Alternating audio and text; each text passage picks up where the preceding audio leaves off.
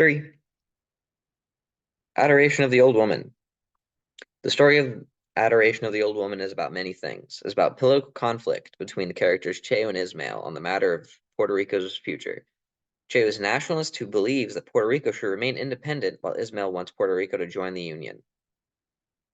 Family through generations, with Vanessa's developing relationship with her great-grandmother Doña Belen, but also her tying her roots back to her ancestral heritage in Puerto Rico. It is about ghosts from the past, with Doña Belen literally being haunted by the ghost of her husband's dead mistress, Adoracion. Its relevant topics to American literature are American imperialism, as Cheo is a nationalist and views America's involvement in Puerto Rico as an imperialist act, and wants U.S. involvement removed from Puerto Rico. Whereas it's also about American nationalism, as Ismael is Cheo's foil in the story, as he approves of America's involvement in Puerto Rico and believes Puerto Rico itself would be very dignified in joining the United States Union, where he states that statehood is a gift paid for by our dead, and statehood is a moral imperative, stating that he had had two or three family members die in previous American wars. In World War II, he lost his grandfather, and in Vietnam War, he lost two uncles. And it's also a coming of age story where Vanessa, Doña Belen's great-granddaughter, is a crash, selfish, and immature 17-year-old girl who couldn't speak Spanish when she was sent to live with her great-grandmother. But by the end of the story, she has matured through her growing relationship with her grandmother and her romance with Cheo, having learned some Spanish to communicate with her grandmother, and caring generally about Cheo and Doña Belen. Its relationship to other texts we covered in the class are as such. Most of the reading in class has been coming-of-age stories, like Hook, Homeward Angel, Their Eyes Were Watching God, Davita's Harp, The House on Mango Street, and Sounds Like Titanic. Many of these stories are follow women on their coming-of-age stories, such as Davita's Harp, Sounds Like Titanic, The House on Mango Street, and Their Eyes Were Watching God. The story itself follows Vanessa on her own coming-of-age story, but you could also say it's Doña Belen's coming-of-age story, as she herself emotionally matures, growing to reconcile with the ghost of Adoracion, realizing that her husband's affair was not her fault, ultimately coming to forgive her while condemning her husband. My personal favorite aspect of the story is that it is only really tangentially related to American literature, as Jose Rivera is Puerto Rican who moved to and grew up in America. So you could say, much like Puerto Rico himself, while not originally American, he himself is not removed from the culture entirely, but also is not a member of it, as Puerto Rico is not a state. Puerto Rico is categorized as a U.S. territory, and the premise of the story is a vote to make Puerto Rico a U.S. state, which is based on previous referendums that gauge the popularity of being a commonwealth, a state, or becoming independent. At the time, being a commonwealth was most popular, but most recent referendums, like in 2012, which was 2 years after the play takes place, many more citizens have favored statehood. The most common referendum gauged the popularity of statehood between the population at 97%. This puts the play in a strange sort of limbo state, where it is a sort of semi-American literature, where it is both inside and outside the area of American literature.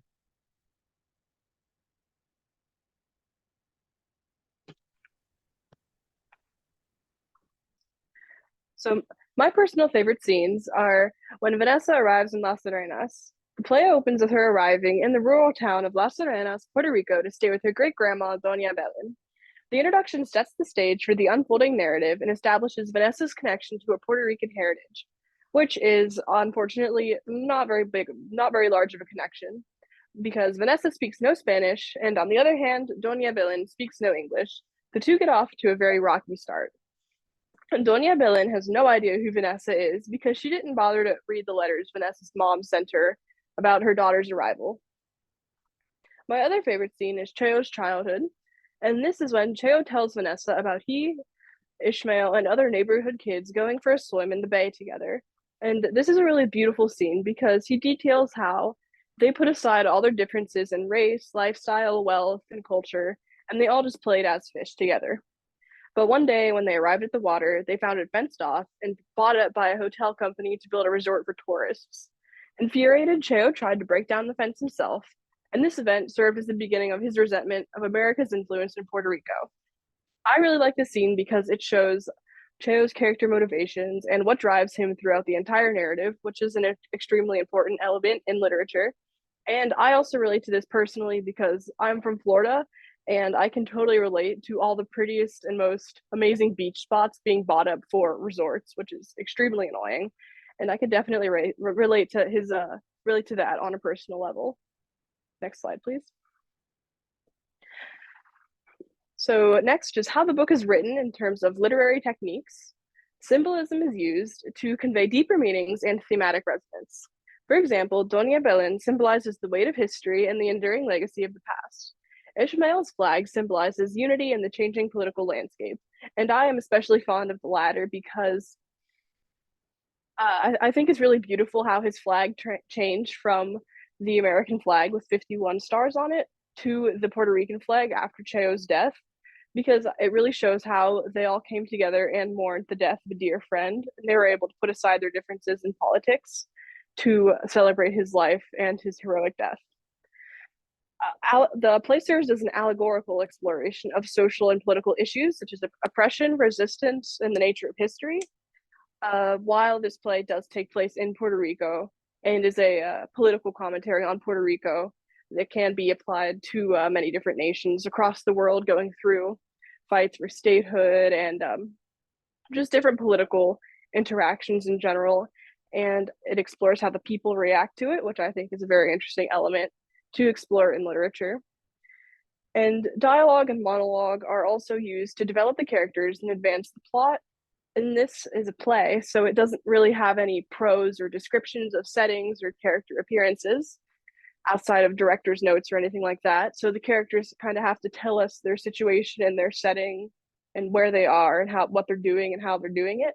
And I think the play does a great job of using dialogue to do that. And lastly, the play employs foreshadowing to hint at future events or revelations, and it builds suspense and anticipation throughout the narrative, which ultimately culminates in Cheo dying and Doña Belén and Adoración making up, and then Doña Belén dying as well. Next slide, please. So next we're on to plot structure in terms of how the book is actually written. It opens with exposition, which is Vanessa arriving in Las Arenas, and the conflicts between her and Doña Belén are established. The rising action includes Cheo and Ishmael's introduction, and with them come the political conflicts central to the story. Ishmael is an advocate for statehood, and Cheo wants Puerto Rico to remain independent. And their personalities are also shown here as well, as Ishmael takes Vanessa out on the town for her first night on the island because he just kind of wants to have a good time. And Cheo is very business oriented and driven to his goal of keeping Puerto Rico independent. And in the midst of all this, Doña Belén falls very ill, and Vanessa takes care of her. And Vanessa becomes much more connected to and invested in her Puerto Rican heritage and culture.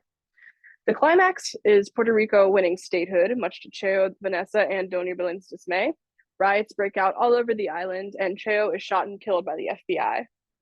The following action is Cheo's death being mourned by everyone, even Ishmael, who is a member of the opposing political party. And Vanessa and Doña Belén have a deep conversation about life and death. And a major point in that is this is done in Spanish. And that's very important because Vanessa could speak no Spanish when she first arrived at Puerto Rico, but now she can speak it, and it's greatly improved her skills. And Adoración, the ghost, joins the conversation, and she reveals that she's actually Vanessa's great grandmother and not Doña Belén. What happened was they gave Adoración's baby to Doña Belén after her death, and Doña Belén raised Vanessa's grandmother as her own. So, and then Adoración and Doña Belén make up, and Doña Belén follows her over to the other side. And the play concludes with Vanessa laying down in Doña Belén's bed and calling out to Cheo. His ghost appears, and the two lovers are able to lay together once again. So the characters, this play only has 5 characters. Vanessa is a 17-year-old, second-generation Puerto Rican from Paterson, New Jersey. She's our protagonist, and she's sent by her mother to rural Las Arenas, Puerto Rico, to stay with her great-grandma, Doña Belén. Man, she's unhappy about this. She is ready to go home the minute she gets there. and it is later revealed that her father is abusive, and that is why her mother sent her to Puerto Rico. Vanessa ends up feeling connected to Puerto Rico, however, and she becomes very invested in the political struggles of its people and its culture, and she falls in love with Cheo. Doña Belén is Vanessa's great grandmother who resides in Las Reinas. She represents the traditional Puerto Rican values, and she serves as a matriarchal figure to the story. She's very religious and she speaks no English. She treats both Ishmael and Cheo as sons, and she warms up to Vanessa as she takes care of her when she falls ill. The two share a heartfelt goodbye as Doña Belén dies towards the end of the story.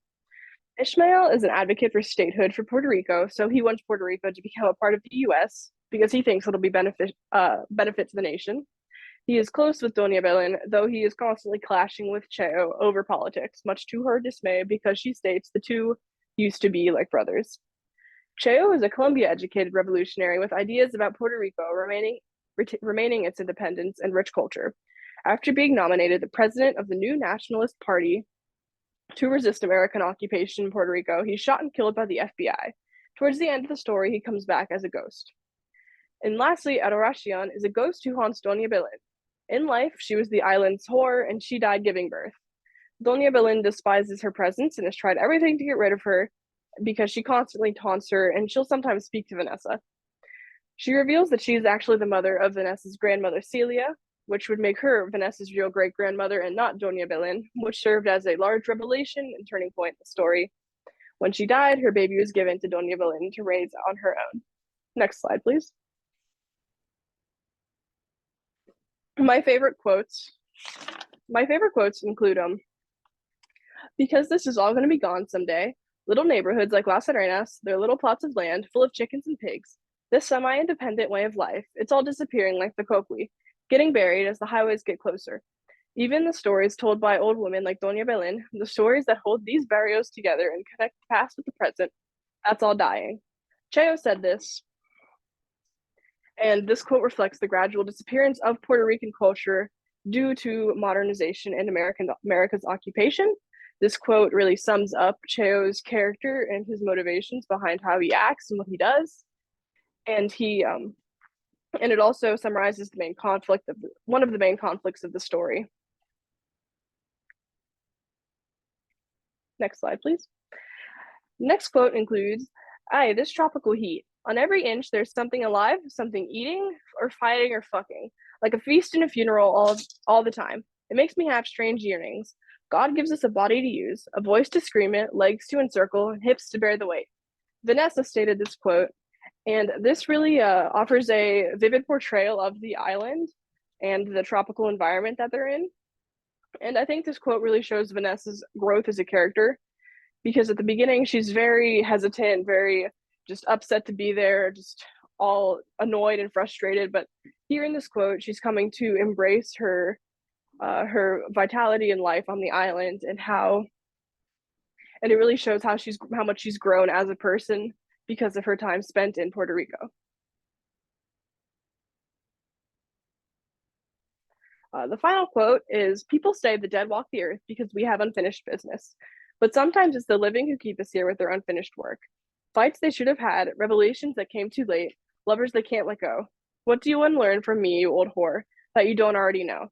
Why do you keep me here, huh? You won't let me die, you won't let me go, you won't let me talk to Vanessa." Adoration. So this quote dives into the relationship between the living and the dead, which seems like a very element of Hispanic culture as a whole, because holidays like Dia de los Muertos, which is Day of the Dead, the communication with your departed relatives is a very important part of the culture, as you can see with this very large and ornate cemetery pictured on the slide. And also, in discussing this, the movie Coco comes to mind, because of the importance of communicating with your deceased family members and friends. And then this quote actually, this drives home Adoracion's character motivations for being such a menace to Doña Belén, because she just wants to rest in peace, and she just wants to just let go and finally be done. And this finally happens towards the end when her and Doña Belén reconcile, and Vanessa learns the truth about Adoration being her real great grandma, and her and Doña Belén make up and are both able to finally rest in peace.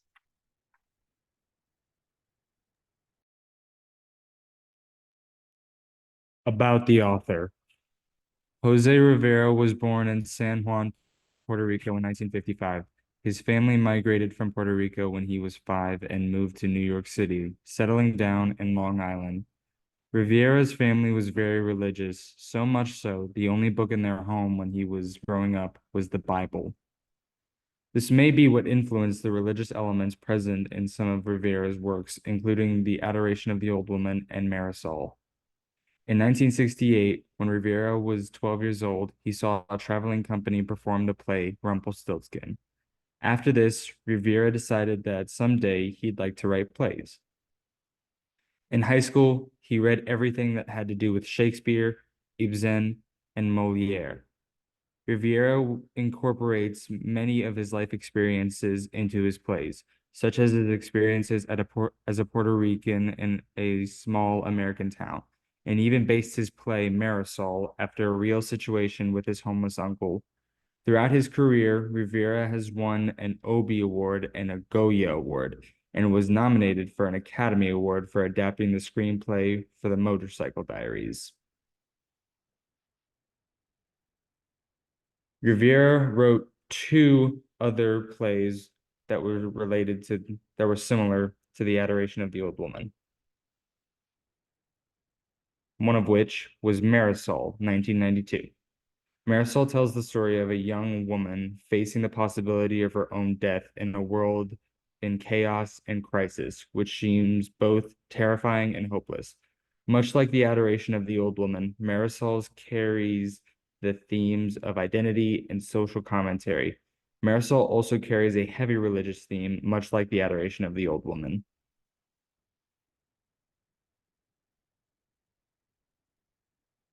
The other play that Rivera wrote that was similar to The Adoration of the Old Woman was Salvador Dali, Make Me Hot in 2001.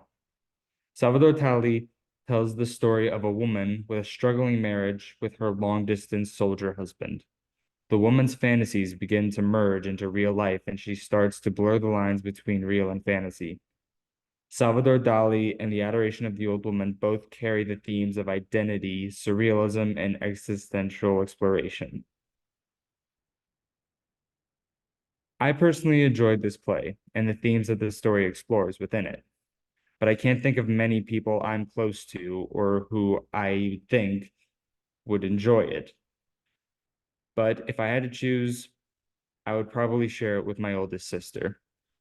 I feel like she would appreciate the social commentary and the debating side of both Cheo and Ismo. I'd also share it with two theater friends of mine who I don't know if they'd enjoy the story as a whole, but I definitely think they'd be open to hearing it, especially if it's a play.